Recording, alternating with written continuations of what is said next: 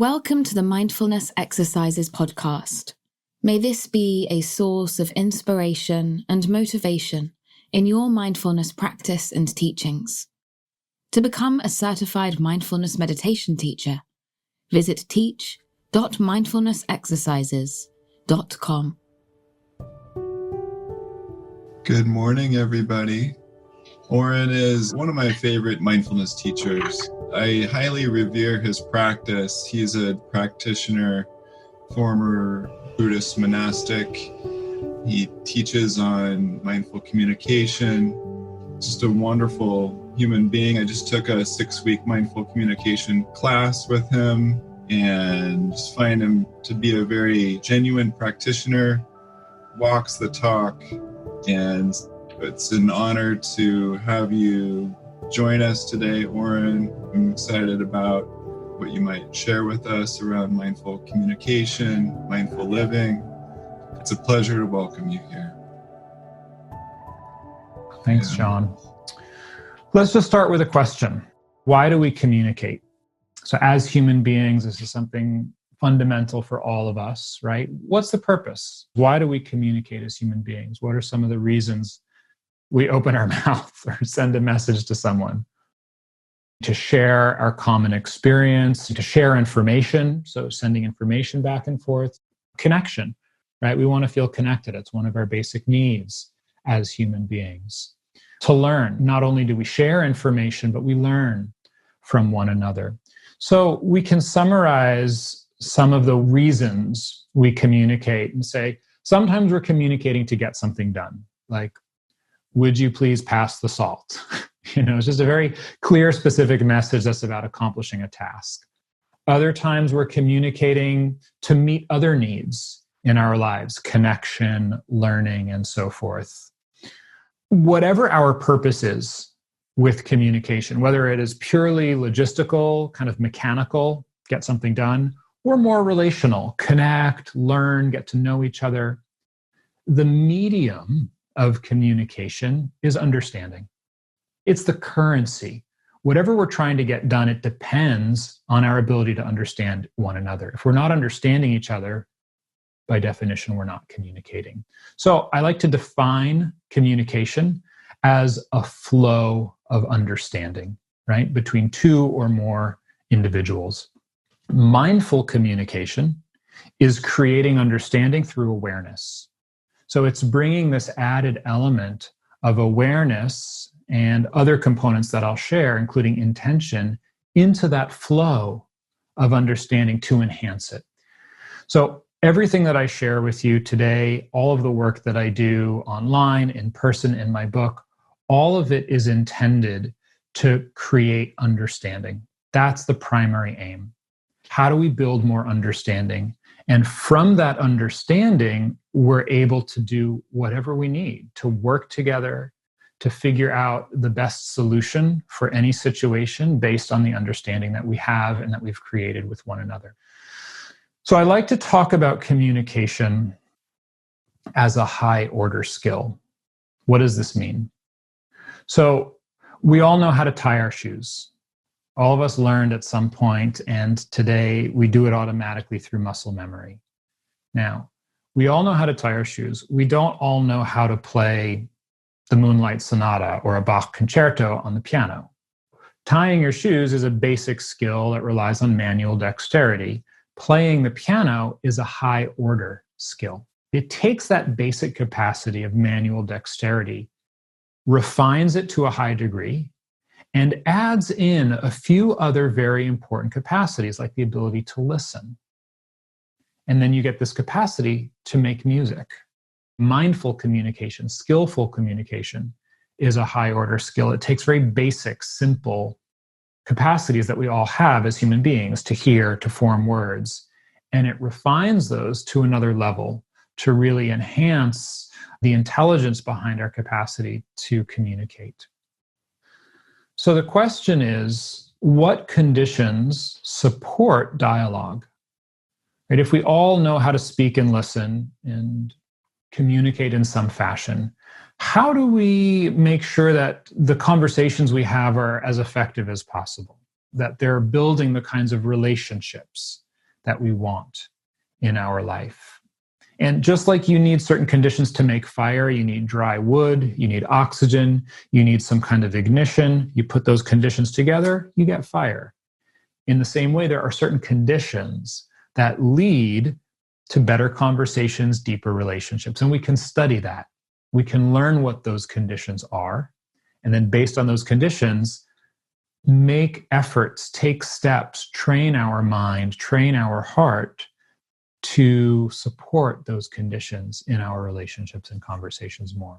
So this is what I want to share with you this morning, is what some of those conditions are from my understanding and how we can feed them, how we can nourish them more.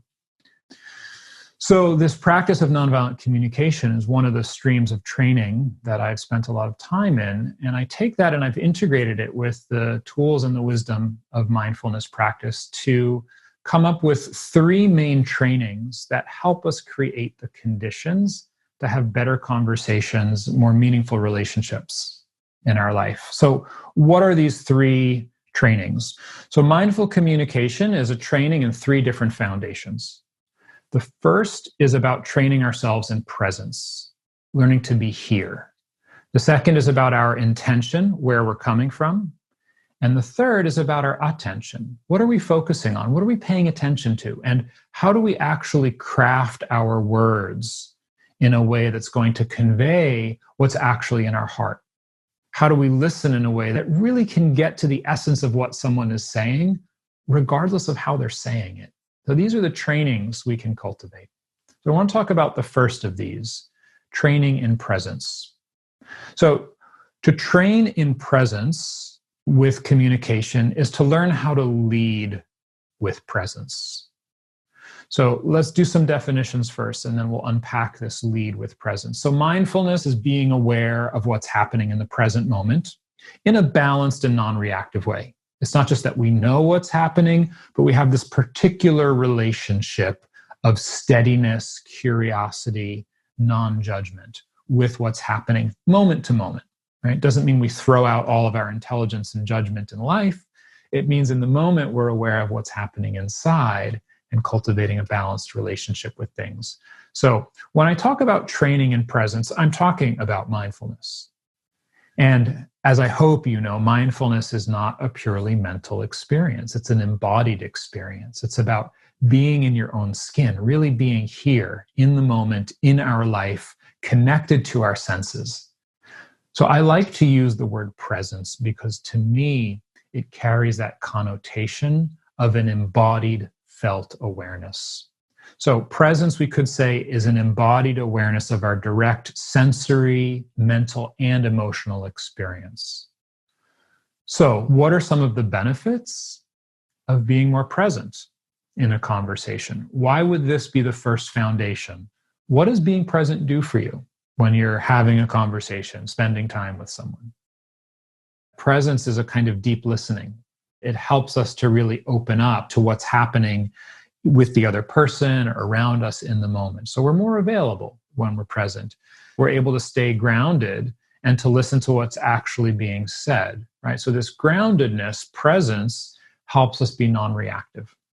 We get information not only about what's going on outside of us, but we get information about what's going on inside of us, so that if we start to get reactive, anxious, defensive, we get those signals right away and we can take steps to address them so that they're not running the show. When we're really present, it can help build trust and connection, right? And this is a really essential point. As human beings, we are deeply relational, social creatures, and we can feel it. We can feel it when someone's there. And we can feel it when someone's not. Someone can be looking you right in the eyes, and you can tell they're thinking about something else. It's like, hello, where are you? You know? And how does it feel when someone really gives you their full attention? When you know they're listening? That feels good. And it builds that quality of trust in the connection. So if we're trying to build understanding in our conversations and relationships, presence is the fundamental prerequisite, right? If we're not present, we're on automatic. And I don't know about you, but when I'm on automatic, I'm generally not satisfied with how things go. So if you want to understand something, you need to be here first. This is one of the fundamental principles behind leading with presence. And when we're present, we can choose how we relate. And this is huge. The more aware we are, the more choice we have. When we're not aware, we don't have choice. So presence gives us that capacity to choose how we're engaging. So to lead with presence, and I unpack this a lot more in my book, I'll just give you the overview here, means that before anything else, before what we want to say, how we feel, what happened, before any of that, can we just show up? Can we just be here in our body with another human being? And the truth, if you practice this, is that that's vulnerable. It's vulnerable to be really present with another human being. Not only that, but it can be challenging. Challenging not to be present for a moment, but to stay present. So leading with presence means we show up and then we keep coming back to that. We keep returning to a place of embodied presence. Everything in our society is going in the other direction. Everything is pointing to the future, more distraction, faster, more fragmentation. So to lead with presence means we are going against the current of our society, gathering our attention, rooting ourselves firmly in the present moment, and being available to just what's happening now. And that takes training. And it has all of the benefits that we've discussed. So presence gets us on the map, right? If we're not here, we're on automatic. As soon as we show up, now we're in the game. We're on the playing field of the conversation, right? We have some choice. We can take care of what's going on for ourselves. We're getting information from the other person. Intention is the next step. Intention helps make sure we're oriented in the right direction. It's like our guide, our compass in the conversation. The training here is to learn how to come from curiosity and care. So let's talk a little bit more about intention. What do I mean by that? Why is it important? And how do we come from curiosity and care? So intention is where we're coming from inside. It's the motivation or the inner quality of heart behind our words and our actions, rather than the outcome. Intention isn't about, I want you to do this, or I need that to happen. That's the outcome that you want. The intention is about how you're showing up. Right? Where am I coming from? Am I angry? Am I impatient? Is there pain and I'm expressing hurt? Is there a sense of urgency? What are the qualities internally that I am bringing to the conversation? So, intention determines the direction of the conversation. Intention is the single most powerful and transformative ingredient in a dialogue. Why? When you're in a conversation with somebody, if their words are saying one thing and their facial expression, their tone of voice, their body language is saying something else, which do you trust? We trust the body language. We trust that nonverbal communication more than we trust someone's words. So much of our communication is not about what we say. This is a very, very important and fundamental point in communication, because you can learn all kinds of fancy communication skills. And if your intention is off, people will feel it. So I say over and over again when I teach, skillful communication is not about what we say. It's about where we're coming from inside and the quality of understanding or connection we're able to create with someone. So one of the reasons intention is so powerful is that our intention plays a huge role in shaping all of that nonverbal communication, your tone of voice, your facial expression, your body language, subtle cues that are registering just below the surface of awareness. All of that is shaped to a large degree by our intention. So if our intention is off, the other person's going to feel it. And they're going to respond to the intention, not to the words. So this is why intention is such a powerful ingredient in conversation. And one of the benefits of mindfulness, one of the things that we learn as we practice bringing more awareness into our life, is that we can become aware of our intention. We can notice where we're coming from, why we're speaking, how we're listening, what's motivating us. And not only can we be aware of that, but we can choose consciously to bring forth certain intentions. So there are many, many, many powerful intentions that we can have in a conversation, in a relationship. One of the most powerful is just the intention to understand. Why? Well, remember, why do we communicate? To build understanding. Well, if understanding is the whole medium of communication, what more powerful intention to have than the intention to understand? And now, if you step back for a moment and consider some of the habitual intentions that drive our communication and our relationships, particularly when things aren't going the way we want, you start to get a sense of how radical this is.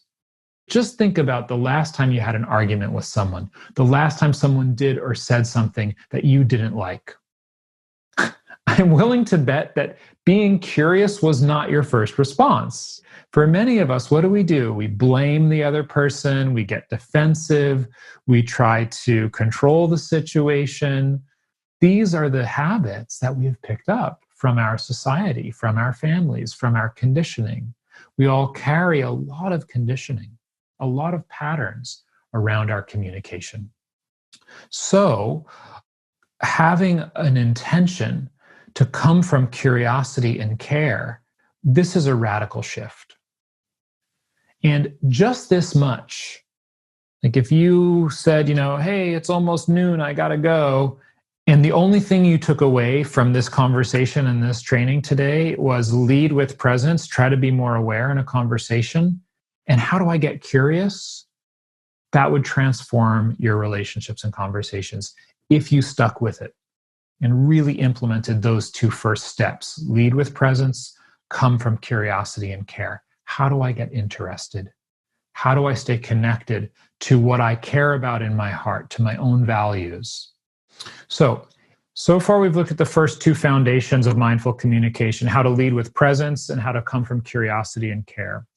I want to talk in the time we have left about the third one, training our attention. This is about focusing on what matters, not losing sight of the purpose of our conversation, not getting caught up in the details or our emotions and losing sight of our values, our objective, the relationship. How do we focus on what's most important?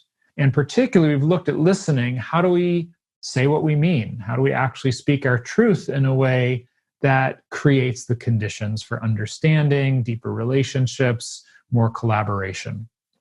So focusing on what matters is a very rich training. There's like 5 chapters in my book about it, but I want to share with you one of the core trainings here, one of the core things we look at, which is this principle that comes from humanistic psychology, that human beings are motivated to act in order to meet our needs. And so this hierarchy of needs from Abraham Maslow, it's one model that suggests that we have basic needs, physiological needs, need for safety, and as those are met, we're able to give our attention to other needs like relational needs or spiritual needs. So what do we mean by need? We don't mean the kind of cultural associations we have with that word, like being demanding or needy or selfish. What we mean are these root universal human longings, that these are things that motivate us, that inspire us to act. And we make a distinction between needs and strategies. And I'll say more about that. But a strategy is the actual behavior or action we take, whereas the need is what's underneath it. And we can use this principle to see and understand all behavior, all of life, through the lens of longing. People are trying to meet their needs. So in Buddhism, the way they put it is all beings want to be happy. Humanistic psychology says everything we do to meet a need. This is the doorway to compassion. When we can understand someone's words, actions, behavior from this perspective, we recognize I can disagree with what they're doing. I can disagree with their views, their opinions, their actions, what they're saying, but I can still connect with their underlying humanity, what it is they're longing for in their heart. So what is the difference between a strategy and a need? A strategy is what we want. A need is why we want it. So strategies are about people, particular locations, actions, a certain time or place. A need is why we want it. Our physiological needs, our relational needs, our spiritual needs. If we're not aware of what it is we're needing, we are bound to habitually and compulsively keep repeating the same behaviors without even knowing why we're doing them. Identifying our needs also has a range of benefits in our conversations, as well as this kind of personal level. So, what does identifying needs do for us? To focus on what matters, what's most important. How do I identify what I'm needing, what you're needing? Well, as I said, it gives us more choice and empowerment individually. We're more aware of what matters to us. We can hear and connect with others. I can disagree with you, but still find something in your heart that I recognize in my heart. That gives us the capacity to transform our judgments and blame. So instead of seeing you as a demon or an enemy, you're so selfish, I can identify, oh, I want more consideration. I want more balance in our relationship. Instead of, you're an evil person, I feel deeply worried about the choices you're making in this position of leadership because I want everyone in my community to be safe. So it lets us transform some of those internal judgments that get in the way in conversation. Finally, when we're able to identify what matters to us, to someone else, now we have more opportunities to work together. We can be more creative. We can collaborate because we've actually gotten down to the root of what's important here. Now that's going to vary. That's going to depend on the context. So if you and I are friends, or if we have a relationship personally, we're going to be talking about what matters at a deeper level than, say, if we are colleagues. If we're working in a professional situation, what matters are going to be the objectives of our team, of our company. We're maybe not going to be talking about deeper psychological or emotional needs, depending on the culture of the organization. In general, the more we identify what's important in a situation, the more we're able to work together to make peace. So I want to share maybe just one final suggestion here. I've shared a lot of information with you. I don't expect you to integrate all of it. It's like giving you a lay of the land. Lead with presence. Come from curiosity and care. Focus on what matters. We looked at pausing, slowing down, feeling your body. What's one thing that really makes sense to you that you want to integrate into your life? Take a moment or two and just think about that. What's one aspect of what I've shared with you that you would like to practice and make real? What's that one thing you're going to practice? And I can guarantee if you just stick with it day by day, you'll see changes. All right. Thanks so much, everyone. It's been fun to hang out and have a little time together. I wish you all the best in your continued training with Sean. And thank you, Sean, for inviting me. As I said, I teach insight meditation and mindful communication around the country and online. My book, Say What You Mean. This is the Mindful Communication book. And I have another book called Teaching Mindfulness to Empower Adolescents. So if you want to stay in touch or you want to find me, my website, orenjaysofer.com, is a great place to learn more. And I'm also on social media, Twitter, Instagram, Facebook, at Oren Jay Sofer. And I post a few times a week, just little teachings to remind you of some of these perspectives from mindfulness and mindful communication. So we'd be really happy to see you down the road. Any of you come across his mindful communication course online, I highly encourage you to take it. His book, Say What You Mean, is, in my opinion, an instant classic and is one of the 2 or 3 books I've ever recommended to my family. Oren, thank you so much for the work that you do in the world. I'm excited to get my hands on your book about teaching mindfulness to adolescents that I think you co-wrote with Matthew Brensilver. Is that correct? That's right, with Matthew Brensilver and Joanna Hardy. So nice. 3 authors on that. Yeah. Amazing teachers. So I'll be sharing some slides with you and some more information about Oren in the mastermind area. Again, thank you all for coming. Oren, thank you for your teachings today, and I wish you all well. May this episode of the Mindfulness Exercises podcast breathe new life into your practice and teachings. If you're interested in sharing mindfulness with others, you can become a certified mindfulness teacher with the internationally accredited program at mindfulnessexercises.com.